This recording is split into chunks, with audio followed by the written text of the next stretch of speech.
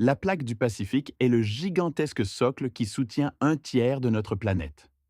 Nous avions pris l'habitude de la considérer comme éternelle et immobile. Mais en ce moment même, cette structure colossale commence à se désintégrer. L'énorme monolithe qui retient tout un océan est littéralement en train de craquer aux coutures. Les nouvelles données des dernières années ont contraint les scientifiques à réviser leurs théories précédentes. Là où une résistance absolue devrait exister, des fractures gigantesques sont apparues. La croûte terrestre sous l'océan n'est plus stable. Elle s'étire et se déchire de l'intérieur. Cela signifie que les règles selon lesquelles la Terre a vécu pendant des millions d'années ne fonctionnent plus. Nous nous trouvons face à des changements imprévisibles. Cette rupture touche la vie de milliards de personnes. Chaque mouvement de la plaque provoque de puissants tremblements de terre et des tsunamis dévastateurs dans la zone de la ceinture de feu. Les forces de la nature, qui étaient autrefois cachées profondément sous les eaux, sont désormais hors de contrôle. Le monde tel que nous le connaissions change pour toujours. Pourquoi la planète a-t-elle commencé à se détruire elle-même? Quelle force est capable de déchirer en morceaux la plus grande plaque de la Terre? Et combien de temps nous reste-t-il avant le prochain coup puissant? Dans cette vidéo, nous révélerons la vérité sur ce glissement tectonique. Commençons par l'anomalie qui changera tout notre avenir. Pour comprendre l'ampleur de la catastrophe, imaginez le fond de l'océan Pacifique. Sa base est la gigantesque plaque du Pacifique. C'est un seul et unique morceau de roche d'une superficie de 180 millions de kilomètres carrés. Réfléchissez-y. Ce monolithe est plus grand que toutes les terres émergées de notre planète, des glaces de l'Antarctique au sable du Sahara. L'épaisseur de ce bouclier de pierre est d'environ 100 kilomètres. Presque tout cela est caché sous une énorme masse d'eau. Tout au long du siècle dernier, les scientifiques étaient convaincus que ce socle était immobile et stable. Nous étions habitués à faire confiance à la roche sous nos pieds. Mais, et si cette certitude était notre plus grande erreur? En réalité, ce géant est l'objet qui se déplace le plus rapidement sur la planète. La plaque traverse les entrailles incandescentes de la Terre à une vitesse de 10 cm par an. Elle se dirige vers le nord-ouest, s'enfonçant littéralement dans les continents. À l'ouest, la plaque entre en collision avec l'Eurasie et l'Australie et plonge sous elle. Imaginez la puissance qui fait frissonner les continents. C'est précisément ainsi que sont apparus les abysses les plus profonds du monde, dont la fosse des Mariannes. Au large des côtes des Amériques, la plaque frotte contre des blocs voisins. Ce frottement a créé la ceinture de feu, la zone qui concentre 90% de tous les volcans actifs de la Terre. On croyait auparavant que le danger n'existait qu'aux marges, tandis que le centre de l'océan était une zone de calme absolu. Les nouvelles données satellitaires ont porté un coup dévastateur à cette théorie. À 2000 km des côtes, les instruments ont détecté quelque chose d'étrange. Le fond marin a commencé à osciller vers le haut et vers le bas. Des profondeurs de la planète est montée une telle chaleur que la roche solide a commencé à ramollir et a littéralement coulé. Au centre même de l'océan, la couche protectrice de la Terre a commencé à s'amincir. Le socle de la planète a commencé à perdre son intégrité. Et ce n'était que le premier avertissement inquiétant. Ce que les scientifiques ont vu ensuite est bien plus effrayant. Les événements des dernières années ont contraint la communauté scientifique à revoir complètement ses évaluations de sécurité pour l'ensemble de la planète. Ce que les satellites ont enregistré n'a pas seulement surpris, cela a véritablement effrayé les chercheurs. Les instruments ont détecté des oscillations anormales de la hauteur de la surface de l'océan dans la région de l'archipel des Tuamotu. Le balayage laser a produit un résultat perturbant. D'énormes sections du fond océanique dans la partie centrale de la plaque ont commencé à subir une déformation par flexion.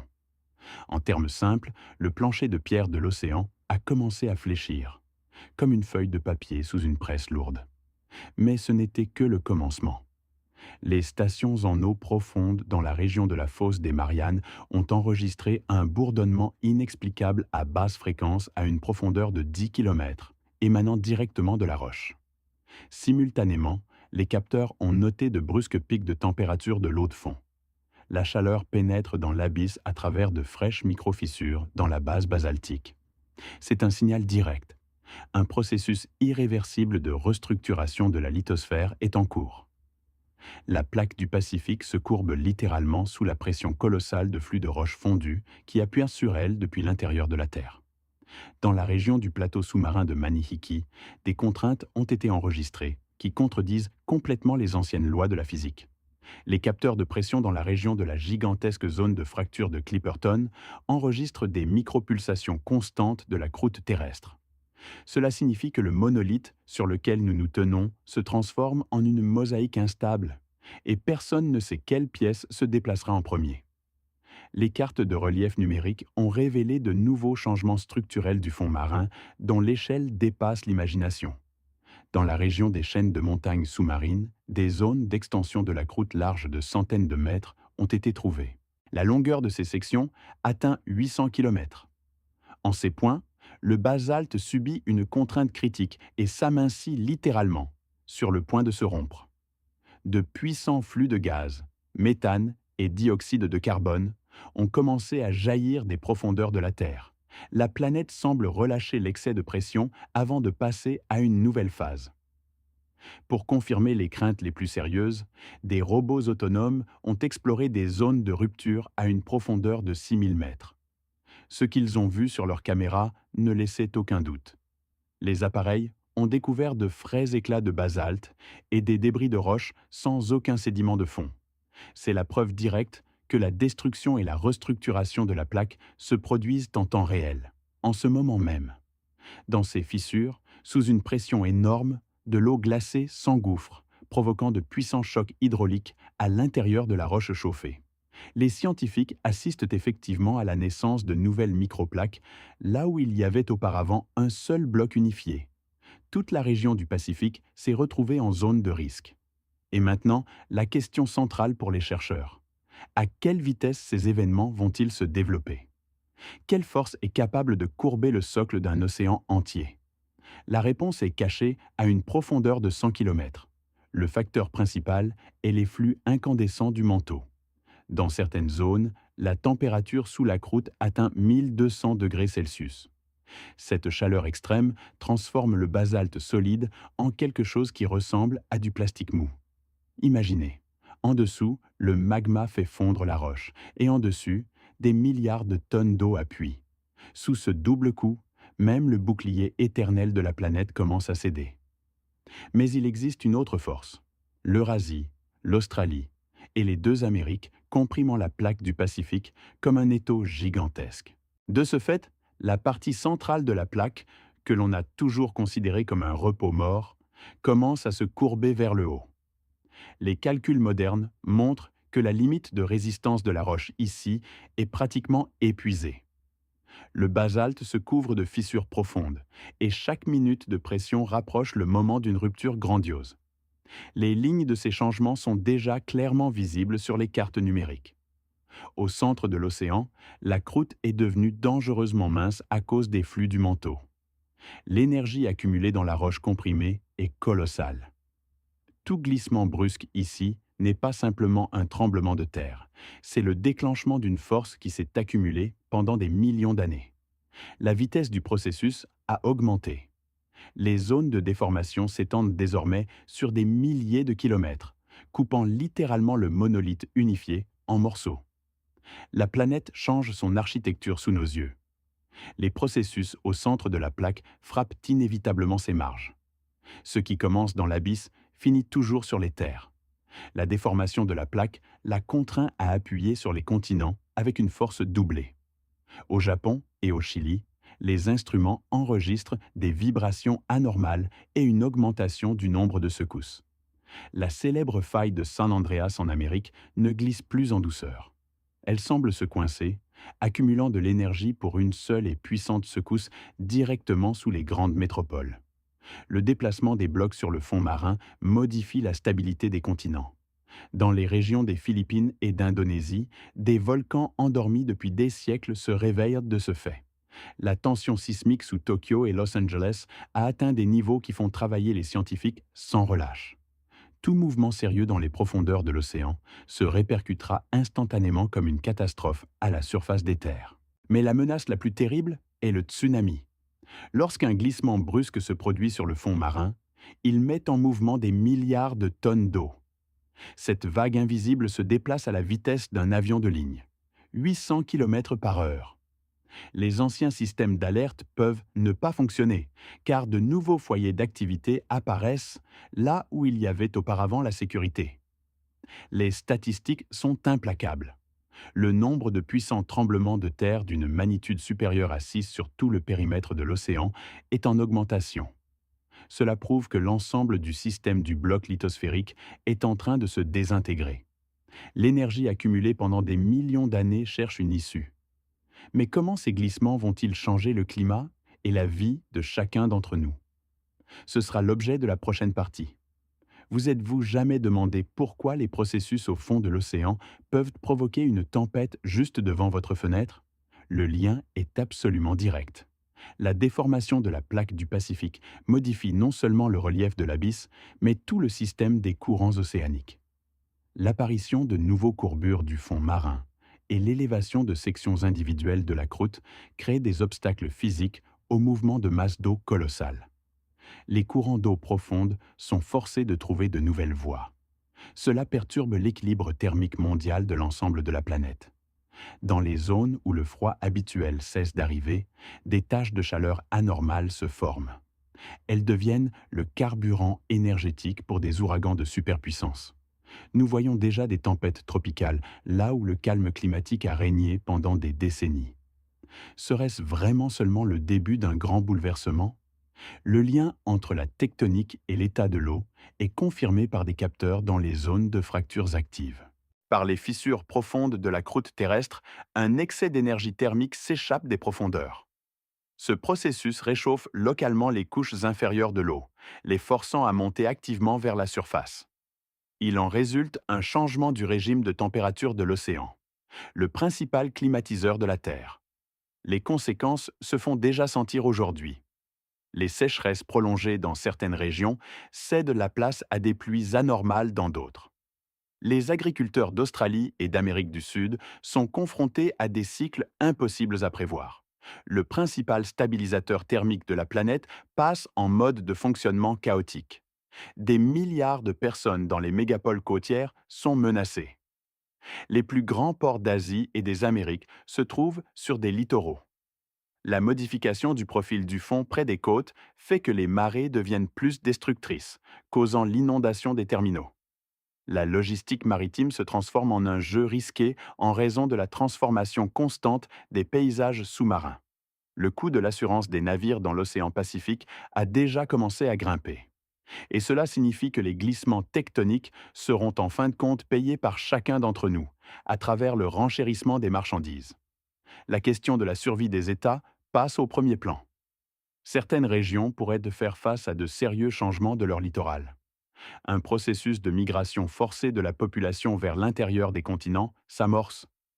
Les gouvernements allouent d'énormes budgets à la construction de digues, mais les murs fixes sont impuissants si la base même sur laquelle repose une ville se déforme.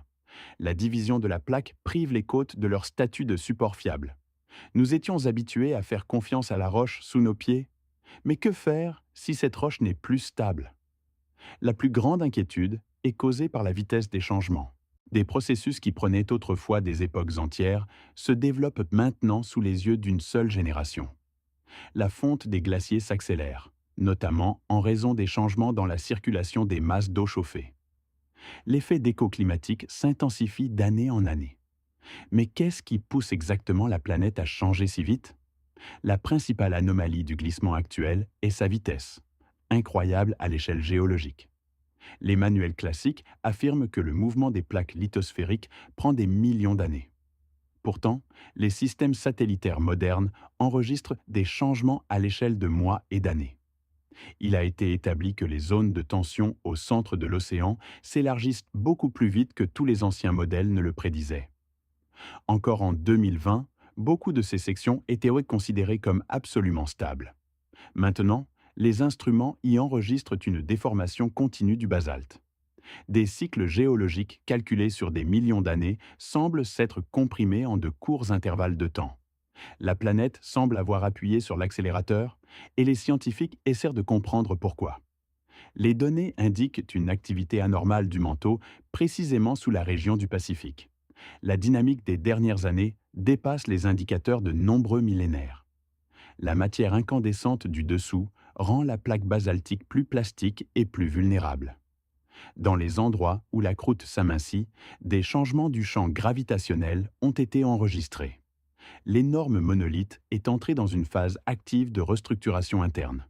Cela oblige à réviser complètement toutes les anciennes prévisions de sécurité. Nous nous approchons du point après lequel l'intégrité structurelle de la plus grande plaque du monde sera définitivement modifiée. Lorsque la plaque du Pacifique se sera divisée en plusieurs grands segments, de nouveaux blocs tectoniques émergeront à la place du socle unifié. Entre eux se formeront des zones de divergence et de jeunes crêtes sous-marines. Cela redessinera entièrement la carte du fond marin et changera définitivement la direction des courants océaniques mondiaux. Les continents commenceront à se rapprocher à une nouvelle vitesse, façonnant l'aspect futur de la Terre.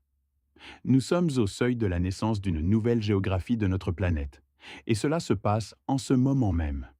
La division de la plaque signifie l'effondrement de l'ancien système d'équilibre. Les nouveaux fragments de croûte appuieront sur les continents dans différentes directions et à des angles différents. La conséquence pourrait être aussi bien la montée de nouveaux massifs montagneux que la submersion rapide d'archipels entiers. Les villes devront s'adapter aux changements constants du paysage et du niveau de la mer. Le processus de restructuration de la roche ne peut plus être arrêté. La Terre a entrepris un renouvellement radical de sa structure. Sommes-nous prêts pour un monde où même le fond de l'océan a cessé d'être permanent? La clé des événements actuels est cachée dans le passé profond de notre planète. Les chercheurs ont réexaminé les découvertes faites en Polynésie au milieu du XXe siècle. Les archéologues y ont trouvé d'anciennes couches de lave dont la composition chimique indique la remontée de matière des couches les plus profondes du manteau. L'analyse isotopique a confirmé, il y a 10 000 ans, cette région connaissait déjà un puissant sursaut tectonique. Les anciennes légendes des peuples de l'océan décrivent des temps où des îles s'enfonçaient sous les eaux et où la mer changeait d'aspect. Les analyses de laboratoire d'aujourd'hui confirment la planète a déjà traversé des cycles similaires et nous semblons maintenant entrer dans un nouveau tour de cette restructuration à grande échelle.